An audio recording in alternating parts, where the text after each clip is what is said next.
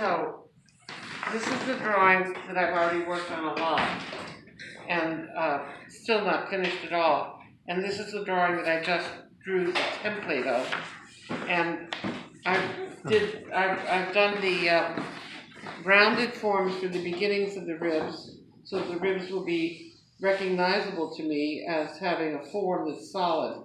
So I've made that beginning, the articulation of the rib, rounded, but the sternum itself I'm making straight in between, so that I realize that that's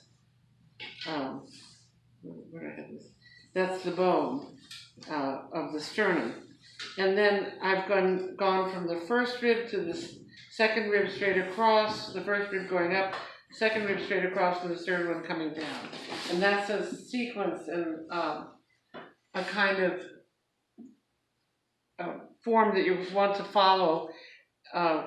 One going up, the second going straight across, and the third one coming down. And then the fourth and fifth, of course, will come down. Now, fourth and fifth will be where, when they come down, at a certain point, they'll be where the nipple of the body is. Let me see if I have 1, 2, 3, 4, oops, a little bit lower, 4, 5.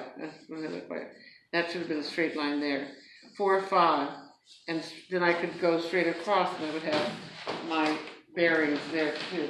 Actually, I can erase this so it looks a little bit clearer.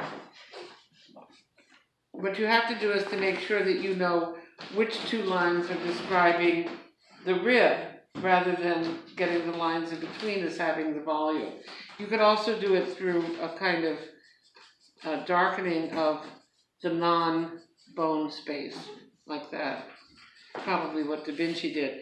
Now, the sternum has grown in the gladiolus part in sections that still sometimes show up, 4 sections, and as I said, the rib begins between sections, so you can get the little line across between the sections. We get down to the xiphoid, and I've done 1, 2, 3, 4, 5, 6, and 7 are very close to each other and small at the beginning, and then 8 comes off of 7, and 9 comes off of 8, and 10 comes off of 9. Now, to get the width, I begin to just imagine where the first rib would be turning around, and then try to get the second rib a little bit wider with a swinging line.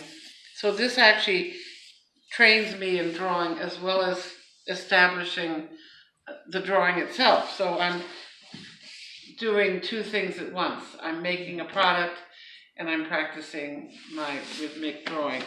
So I did that to the point where I knew the 8th rib would be the widest, so I kept it out farther, and then the 9th would come a little bit under, and the 10th even under that.